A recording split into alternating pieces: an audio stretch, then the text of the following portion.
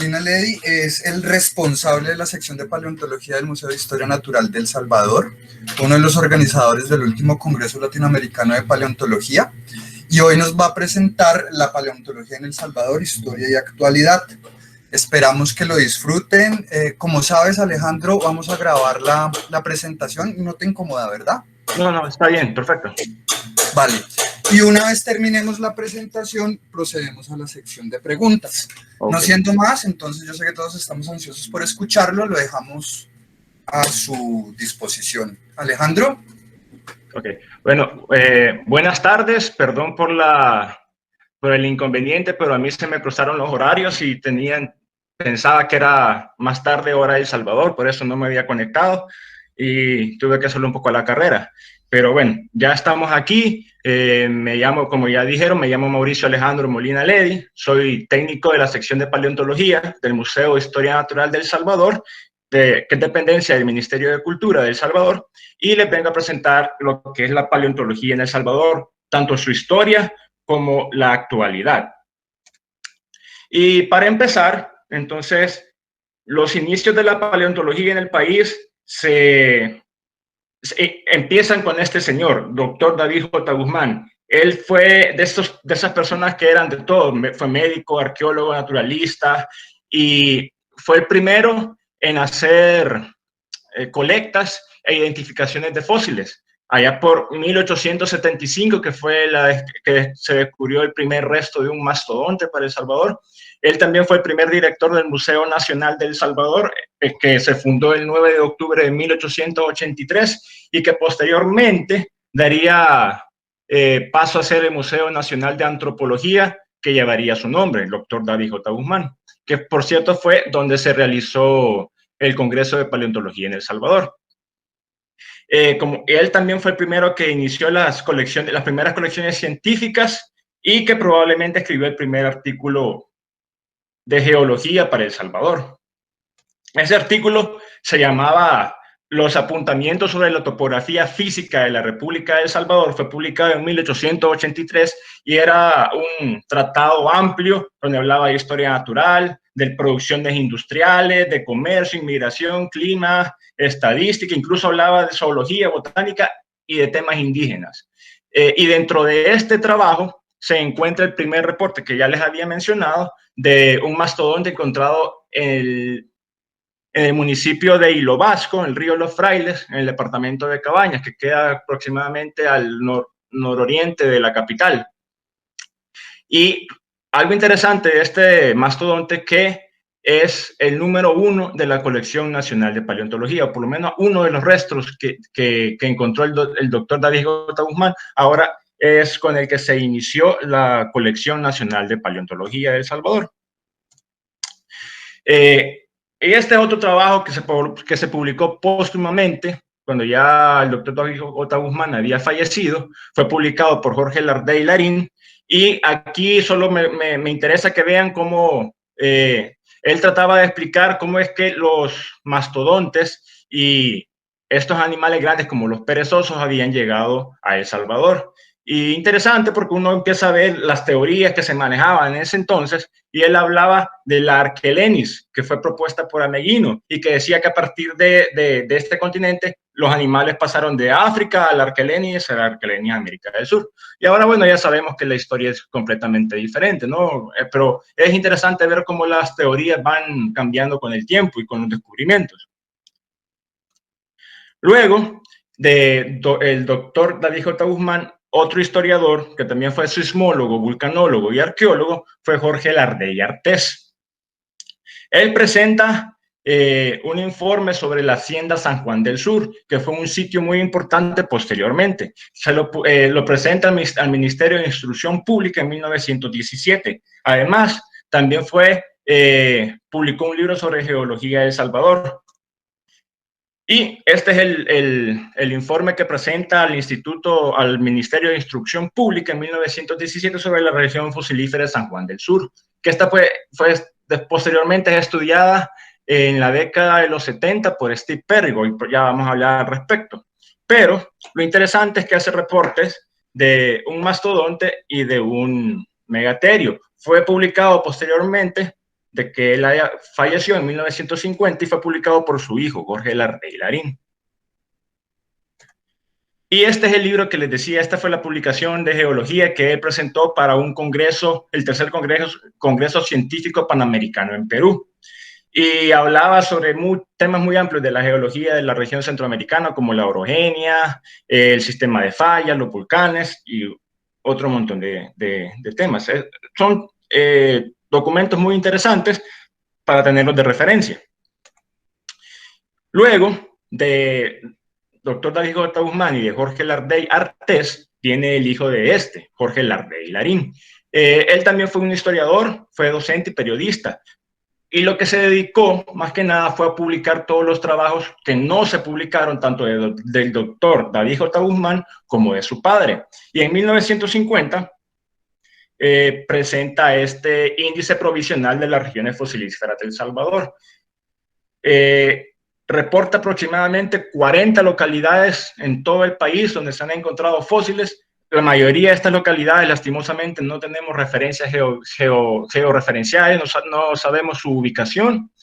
Y también muchos de los materiales que aquí se reportan se han extraviado. La mayoría pasó a ser parte de la colección del Museo Nacional, pero lastimosamente muchos de estos materiales se perdieron. Entre eso que se pierden está ese reporte que hace que hay reptiles de 14 varas, por ejemplo, o el registro de un Titanotherium, que es extraño porque no hay reportes de estos animales fuera en Centroamérica, por ejemplo, y sería interesante de ver a qué se estaba refiriendo en realidad.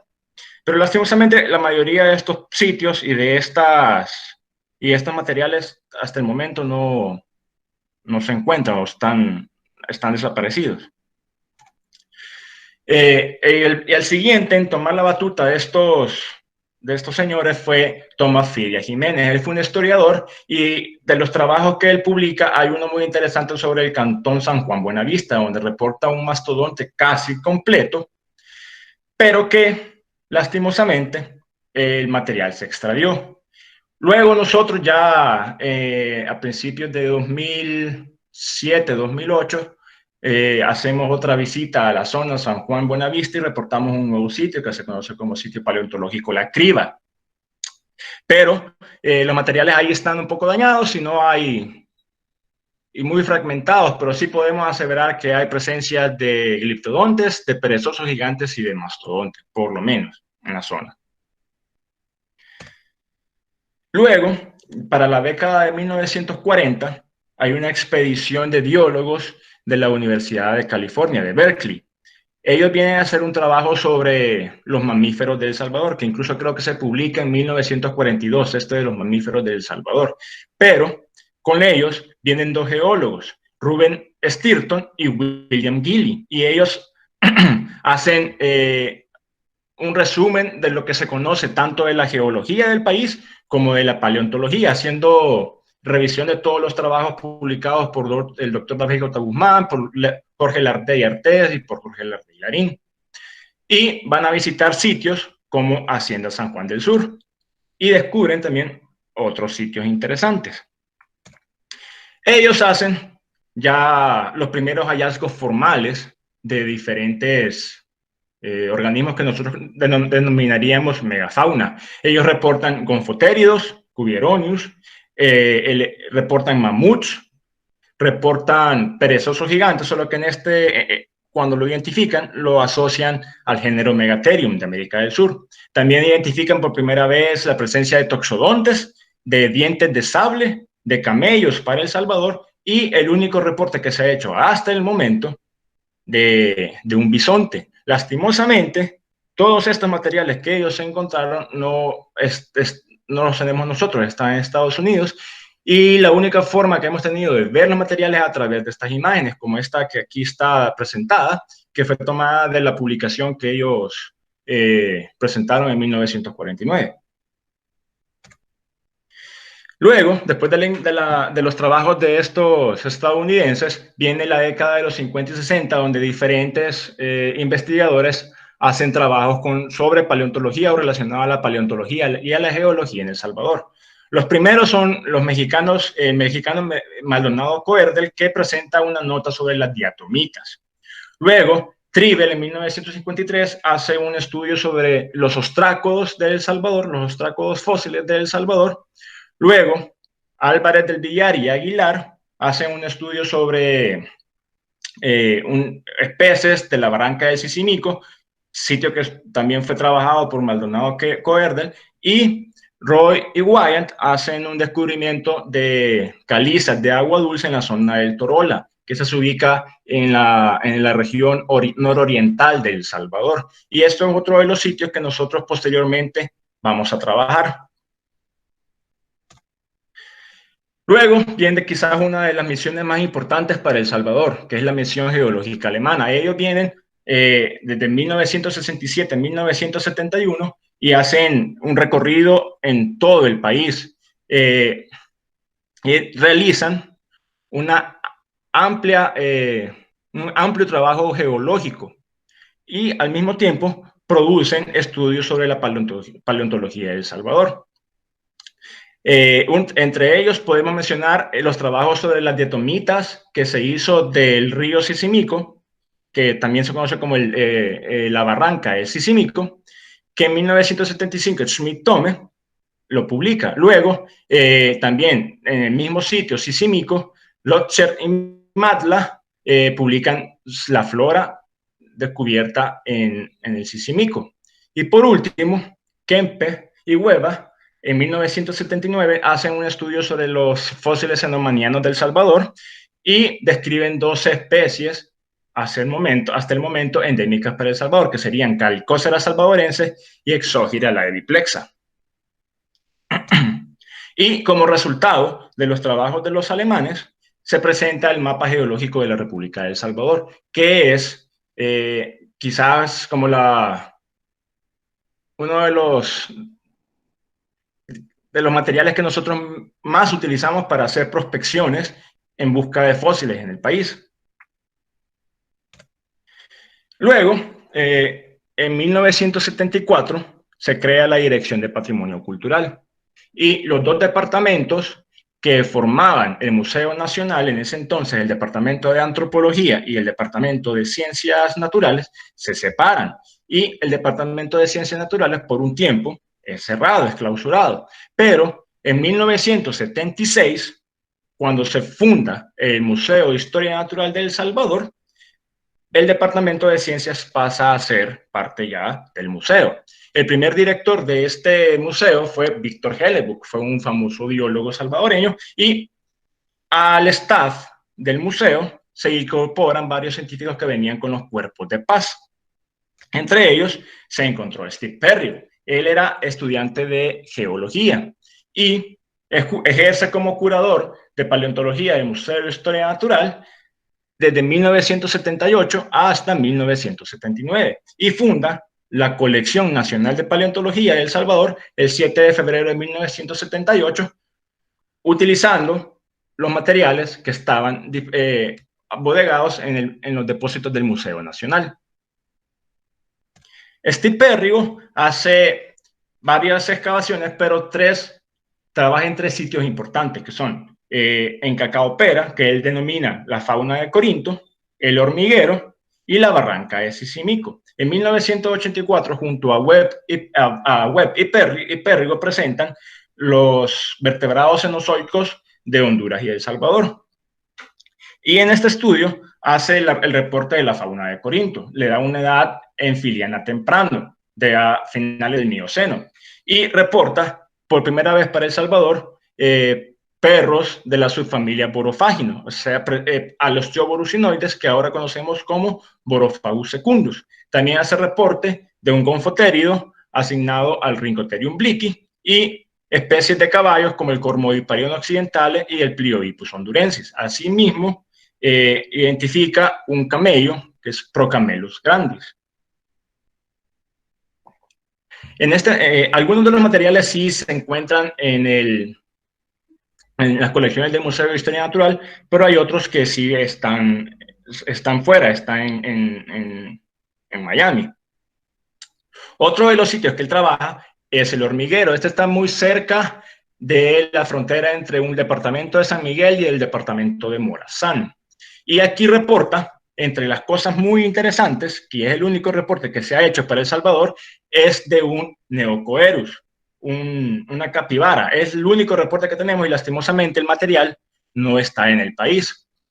Al mismo tiempo, identifica por primera vez para El Salvador el Glyptotherium, corrige las identificaciones que hicieron Stilton y Gilly con el Eremotherium, que pues, anteriormente había sido identificado como Megatherium, y confirma la presencia del Mystotoxodon larensis para El Salvador. El otro trabajo muy interesante que presenta Pérrigo junto con Webb en 1985 es la descripción de dos especies de megalolíquidos endémicos de El Salvador. Estos fueron resultados de excavaciones realizadas en la barranca de Sisimico, la misma que había sido estudiada por Maldonado Coerdel en el 53 y por la Medición Geológica Alemana en la década de los 70. Y aquí descubre tanto el Meisonyx salvadorensis como el Megalonyx obtusiens. Y lastimosamente, los materiales originales no los tenemos nosotros, pero los tuvieron la decencia, por lo menos, de enviarnos unas réplicas, que esas son las que nosotros tenemos en la colección. Siguiendo con la historia, debido al auge que crea todas estas investigaciones de Steven Pérrigo, el Correo de El Salvador decide lanzar una serie de estampillas donde se presentaba la diversa fauna fósil que El Salvador tenía. Y al mismo tiempo, el Ministerio de Educación publica un libro con 2 tomos, que es la historia natural y ecológica de El Salvador, y en el tomo 1 le piden a Steve Pérrigo que hable sobre la paleontología de El Salvador. Posteriormente, ya en la década de los 80, estalla la guerra civil en El Salvador, y eso hace casi imposible hacer trabajo de campo en El Salvador, especialmente de paleontología, que se iba a zonas como Morazán, el norte de San Miguel, que eran de las zonas más conflictivas durante la guerra. Entonces hay un hiato de trabajo y de investigación paleontológica en El Salvador hasta el 2001.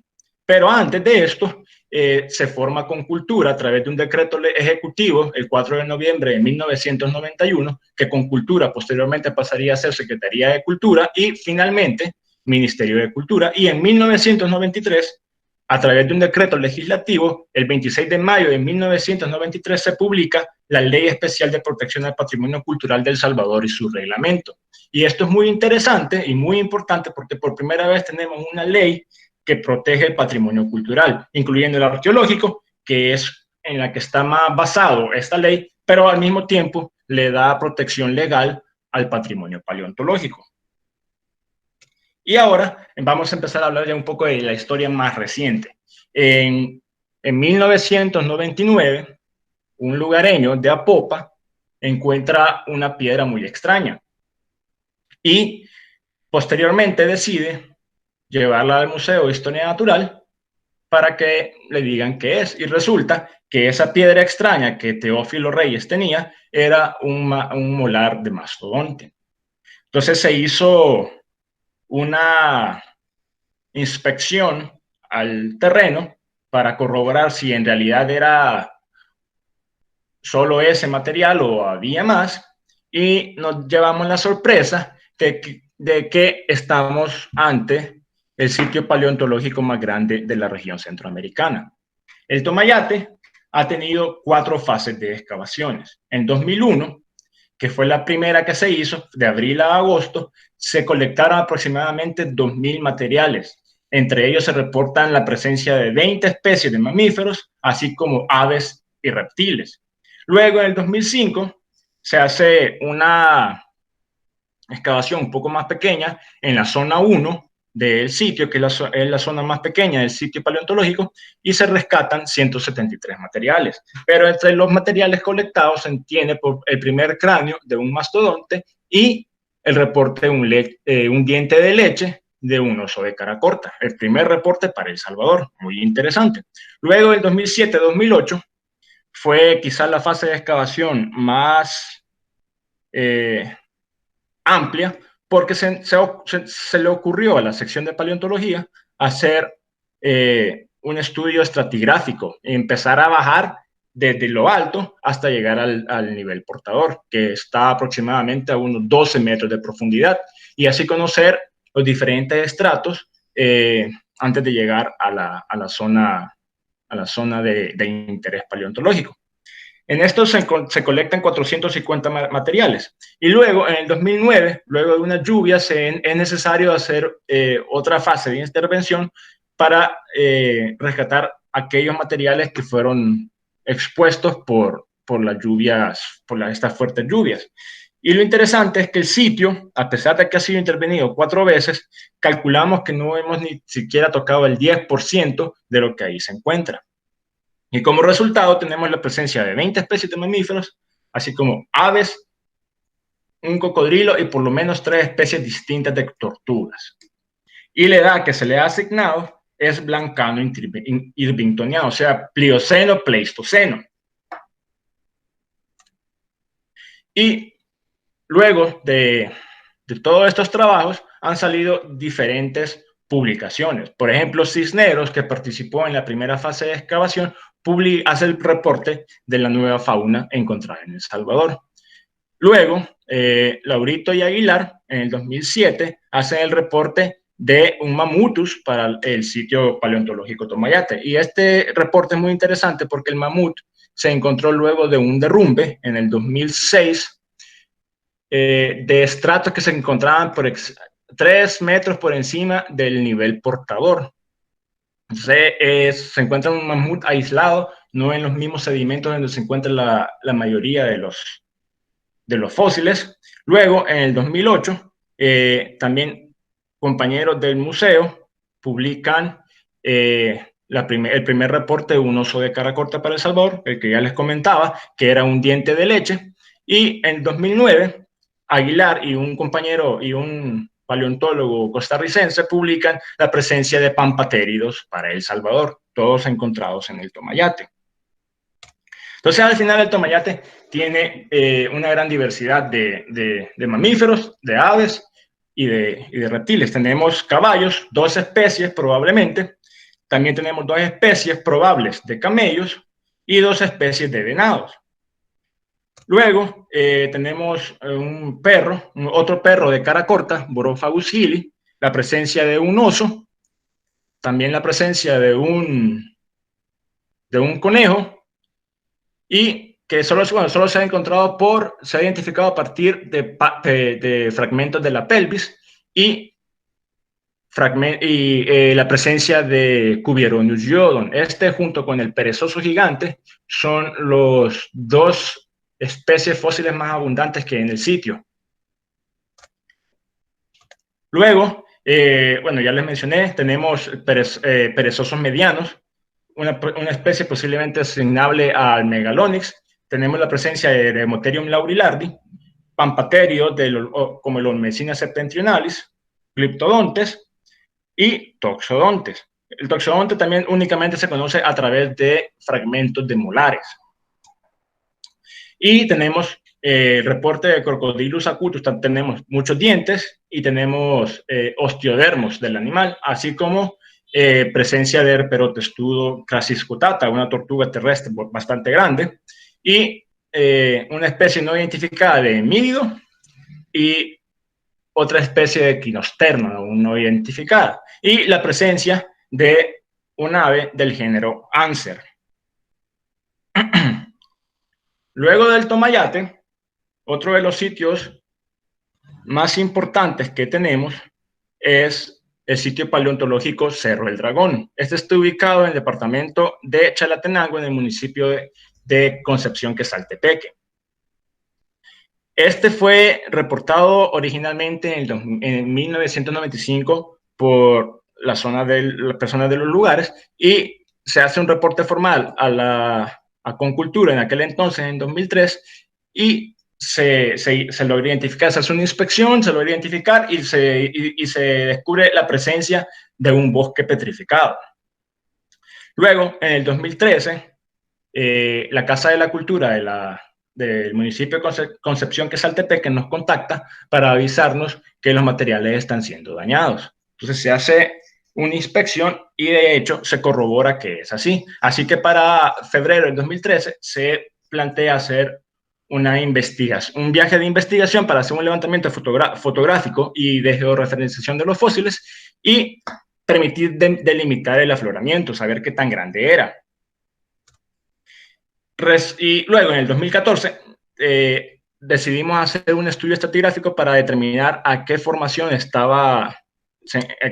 pertenecían los suelos en donde se encontraban los materiales, y se le asigna, que son asignables al miembro CH1 de la formación Chalatenango, que asignado a finales del Oligoceno, principios del Mioceno.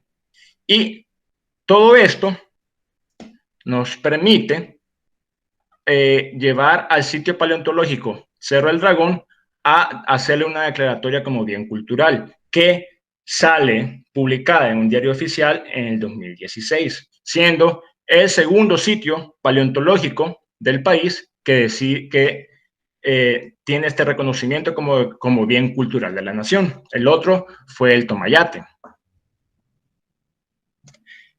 Y entre los materiales que se encuentran en el sitio paleontológico Cerro del Dragón, se han identificado por lo menos 38 maderas fosilizadas que van desde fragmentos de 35 centímetros hasta, hasta árboles de hasta 6, o troncos de 6.8 metros, como el que ustedes están viendo en la imagen.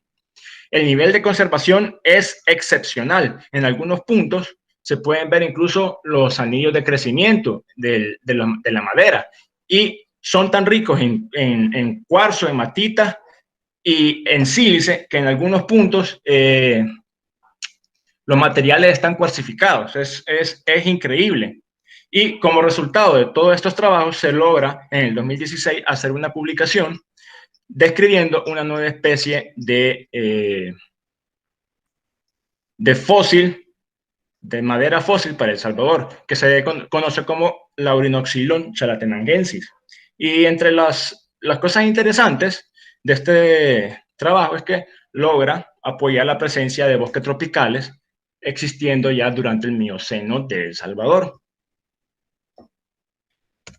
Y para que ustedes vean, esta imagen es de uno de los materiales que se encuentran en el terreno, que se logra ver, se logra apreciar con claridad los anillos de crecimiento de la madera. El nivel de preservación es increíble en este sitio. Y lastimosamente, este mismo hecho de que estén tan bien preservados y sean tan bonitos, que ha generado que la gente tenga mucha curiosidad, quiera arrancar pedazos, y varios de los materiales han sido dañados. Ahora, luego de que se ha declarado como bien cultural, ya la policía tiene que estar un poco más atenta al sitio, e incluso ya hay lineamientos que se le dieron al dueño del terreno, que debe seguir diferentes lineamientos para proteger el sitio, y nosotros estamos verificando cada 2, 3 meses cómo se va desarrollando todo esto, cómo siguen los materiales, cómo va el trato que se le está dando.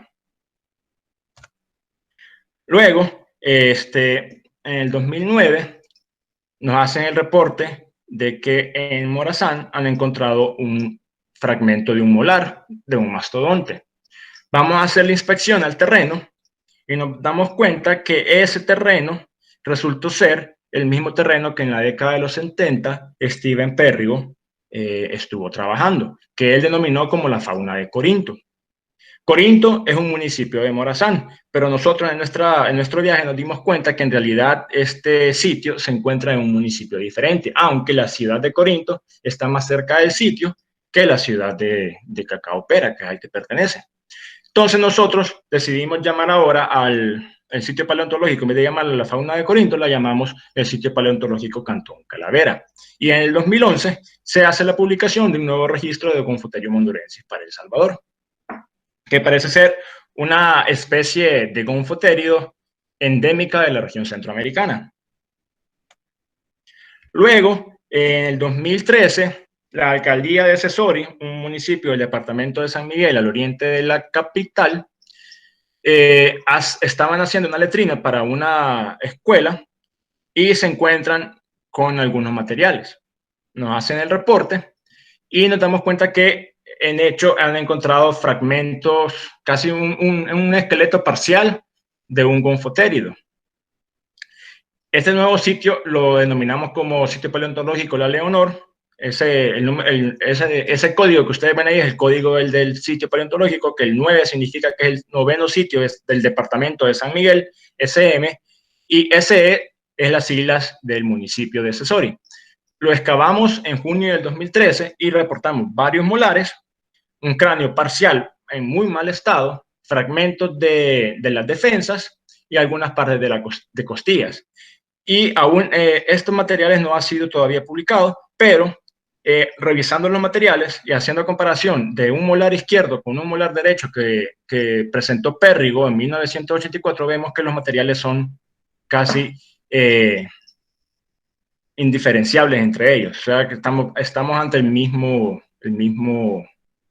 especie. O sea, que en aquel entonces Pérrigo la identificó como Rhynchotherium bliki, que ahora sabemos es un Gonfotherium hondurense. Así que es otro reporte más para el Gonfotherium hondurensis en El Salvador, que misteriosamente únicamente han sido encontrados en la zona oriental del país.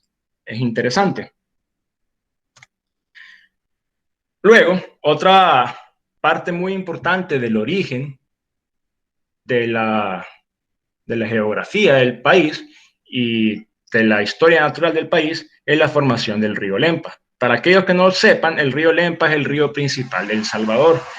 Es el que divide El Salvador en su parte oriental y occidental, y al mismo tiempo es la fuente del agua potable, donde se han creado varias represas que dan energía al país, y este nace en Guatemala, atraviesa partes de Honduras y llega a El Salvador.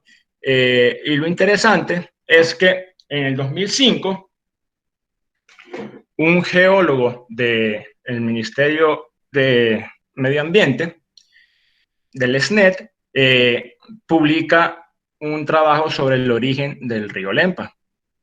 Y él identifica que, bien, hace 5 millones de años aproximadamente, con la presión que hacía la placa de Coco sustituyendo a la placa del Caribe, generó deformaciones en la corteza continental. Y una de las deformaciones fue la creación del Graben Central, en donde se crean dos lagos, el lago de Metapán y el lago Lempa. Al mismo tiempo, esta deformación hace que la costa se eleve, y la costa hace 5 millones de años estaba mucho más retirada de lo que está ahora. O sea que si en ese entonces nosotros hubiéramos ido a la zona que hoy es la costa, en vez de encontrar mar, encontraríamos aún tierra firme.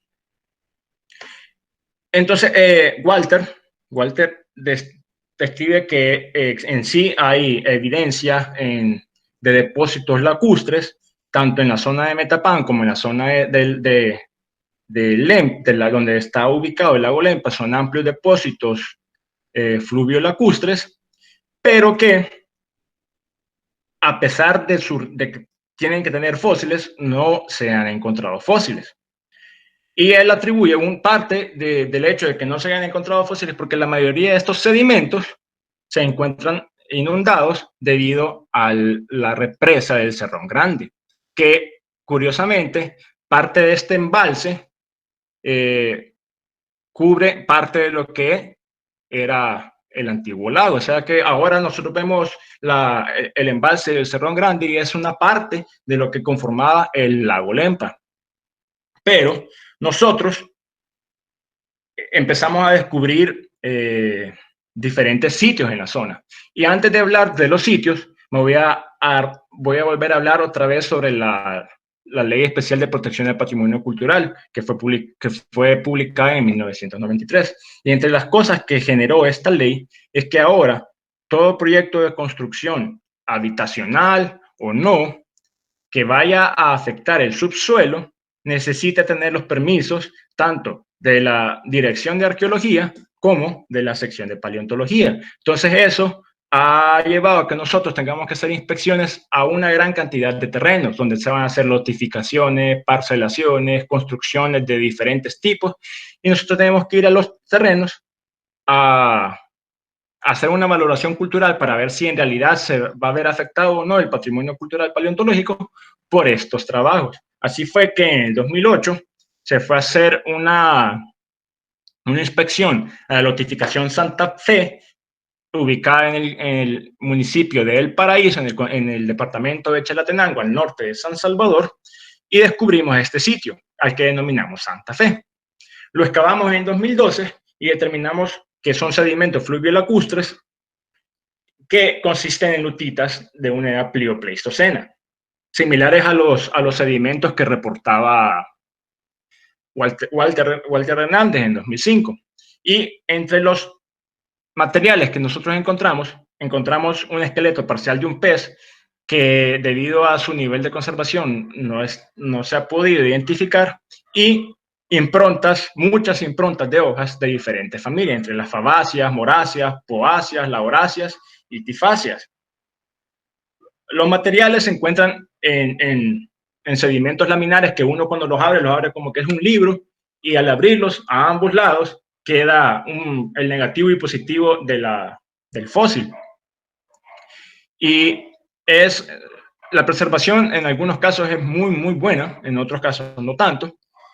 Pero posteriormente, en el 2011, también haciendo otra inspección a una lotificación que se llamaba Brisas de la Campiña, en el municipio de San Francisco Lempa, también en Chalatenango, al norte de San Salvador, se encontró otro sitio. Este sitio únicamente, a diferencia del Santa Fe, únicamente se han reportado restos de hojas, y están de las familias Melastomatáceas, Sapotáceas, Lauráceas, Mirtáceas, Rubiáceas, Flacurtáceas y Eritrosiláceas. Posteriormente, bueno, aquí están algunos de los materiales que se encontraron en el San Francisco Lempa, y esta imagen que ustedes están viendo es cómo era, o cómo pudo haber sido la forma que tenía el lago Lempa y los diferentes sitios que ahí se han encontrado. Aparte de los ya mencionados, como el de San Francisco Lempa y Santa Fe, en el 2010 se reportó el sitio paleontológico El Cóbano, el cual todavía no ha sido trabajado, y el primer sitio que encontramos en esta zona fue en el 2007, que se encuentra en la ciudad de El Paraíso, en Chalatenango, justo a orillas del río Grande del Paraíso. Encontramos sedimentos de diatomitas con mucha presencia de hojas en su interior. Y en el 2018, en marzo del 2018, se identificó un sitio nuevo que se conoce como Las Jaradas, que fue trabajado en el 2019 y donde se han reportado la mayor cantidad de peces fósiles hasta el momento. Todavía no se han identificado todas, así como una gran cantidad de improntas de hojas. Luego, los trabajos que hemos estado realizando han continuado. Por ejemplo, en el 2010, en Apopa, en el mismo municipio donde se encuentra el sitio paleontológico Río Tomayate, nos hacen el reporte a través de la alcaldía del lugar de un nuevo yacimiento. Vamos a hacer la inspección y sí, de hecho, hay fósiles en la zona. Se hace un convenio con la alcaldía de Apopa y se logra excavar en febrero del 2013. Los materiales están dentro de un suelo que lo hemos identificado como detritos aluviales, asignables a la formación Cuscatlán, miembro C1, que tendrá una edad aproximada de 1.5 millones de años a 80.000 años, muy, muy reciente. Y hemos encontrado restos de caballos, un cráneo completo, aunque está dañado, como que si se lo hubieran parado encima y ha sido aplastado un poco. Restos de cubieronios, hemos encontrado huesos del húmero, cúbito, escápula, costilla, vértebras, así como fragmentos craneales y dientes, tortugas, y por primera vez nosotros hacemos el reporte de la presencia de felinos dientes de sable. En esta ocasión resultó ser un colmillo de leche de una cría, pero sí asignable al género Smilodon.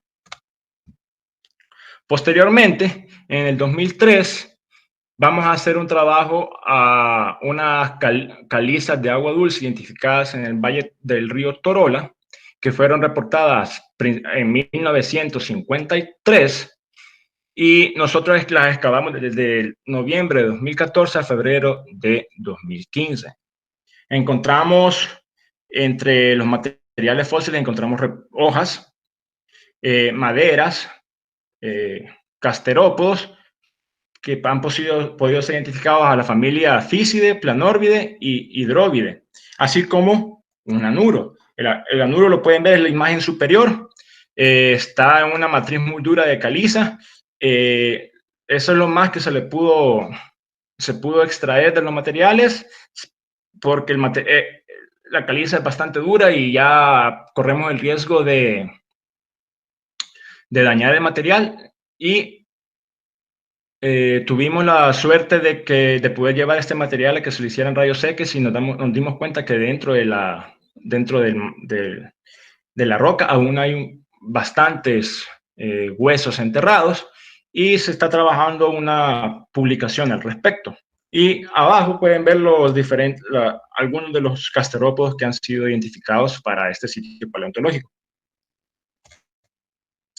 Y entre las últimas investigaciones que hemos estado haciendo en estos últimos años está que en 2014 un colega y yo publicamos un libro didáctico conocido como el Catálogo de Fósiles de El Salvador, que hace una breve muestra de la riqueza fosilífera que tiene la Colección Nacional de Paleontología.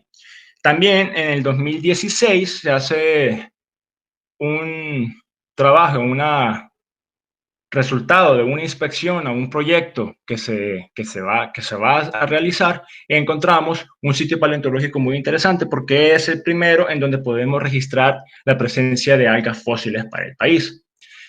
Posteriormente, en el 2016,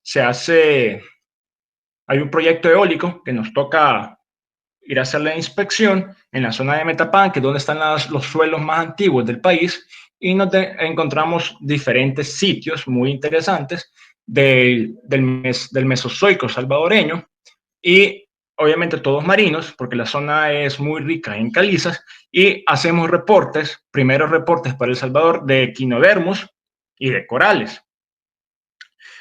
También en el 2018, si mal no recuerdo, otro proyecto entró también en la zona de Metapán, y hemos encontrado otra gran cantidad de corales, equinodermos y varios especímenes de amonitas. Y posteriormente, en el 2016, también se trabajó otro sitio en Apopa, muy cerca del Tomayate, está a 200 metros río abajo, pero esto está en los sedimentos superiores, donde se ha encontrado un flujo piroclástico en donde han quedado plasmados improntas de hojas, muy interesante. Y como resultado del trabajo de la sección de paleontología, y mucho ha tenido que ver todas estas inspecciones que hemos tenido que hacer a diferentes proyectos de construcción, hemos podido identificar un total de 48 sitios paleontológicos, así como delimitar algunas zonas que son de interés paleontológico para el país, y que, por ejemplo, si un proyecto cae dentro de una zona de interés paleontológico, ya de hecho tiene que llevarse a una excavación para poder ver si el proyecto es factible o no. Y aquí está entonces el mapa que ha sido resultado de todas nuestras investigaciones. Y eso sería todo. Muchas gracias por prestarme atención. Espero que les haya gustado, y cualquier pregunta, pues aquí estoy. Alejandro, muchísimas gracias por tu excelente y muy completa exposición.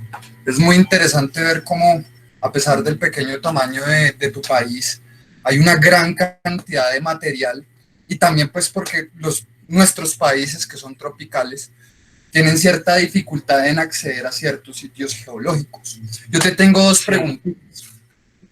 La primera es que me causó mucho interés el tema de Tomayate, es un sitio muy interesante. Entiendo que tiene más afinidades pleistocénicas, entonces me llama la atención el hallazgo del borofágino, del cánido que tú reportas, sí, porque pues los sí. borofáginos van hasta el Plioceno, entonces no sé si hay de pronto hay unas diferencias en los niveles en Tomayate. ¿Me podrías explicar? Nosotros también, cuando se hizo el primer reporte del Tomayate, que lo hizo Cisnero en el 2005, eh, sí se le asignó una edad pleistocénica. Incluso Cisneros identifica el fragmento este de borofágino como un canis SP.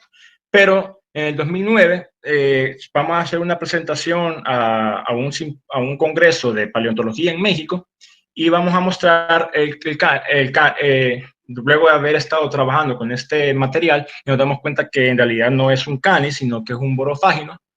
Y eso, ya hablando con diferentes expertos, tanto en México como con compañeros paleontólogos en Costa Rica, nos mencionan que probablemente el sitio sea más antiguo de lo que parece, porque incluso también en Costa Rica han estado encontrando, por ejemplo, perezosos gigantes un poco más antiguos de lo que normalmente uno asocia que empiezan a aparecer cuando ya el istmo de Panamá se ha abierto hace 2.5 millones de años. Y hay reportes en Costa Rica, creo que de 4 millones de años de este material. Entonces me dice que probablemente tengamos que este sitio sea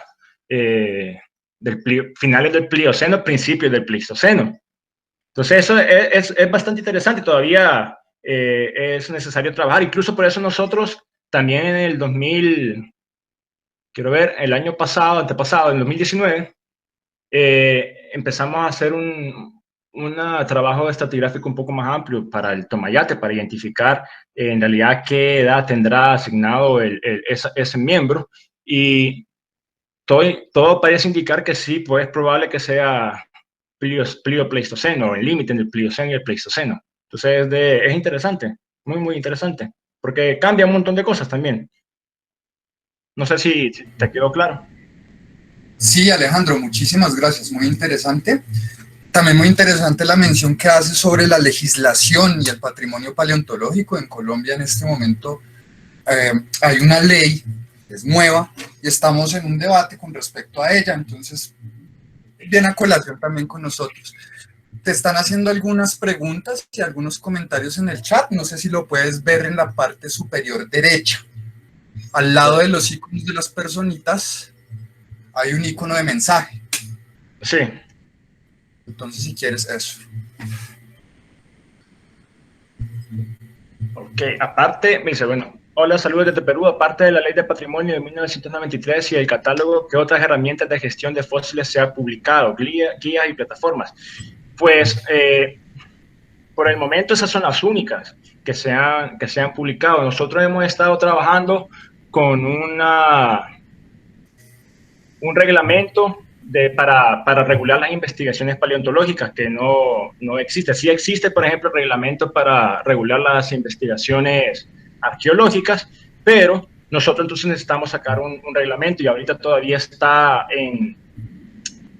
en revisión por parte de las autoridades, y al mismo tiempo se ha estado trabajando con una reforma a la ley de patrimonio para ya incluir la paleontología como tal, porque se hacen algunas menciones en la legislación, pero es muy vaga y está más orientada hacia el patrimonio arqueológico, y creo que eso pasa en muchos países de Latinoamérica, que la legislación está más orientada hacia el patrimonio arqueológico y no tanto al patrimonio paleontológico. No sé si con eso aclaro la pregunta.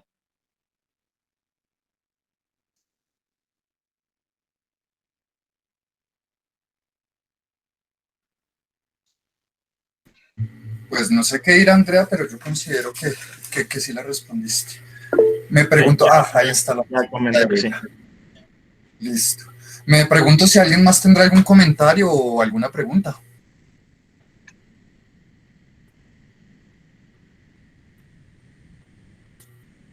Vale, al parecer todo está muy claro. En ese caso, pues me gustaría extenderte otra vez el agradecimiento por tu tiempo y tu disposición para ilustrarnos con tu conocimiento y con la historia natural de tu país. Lástima que tuvimos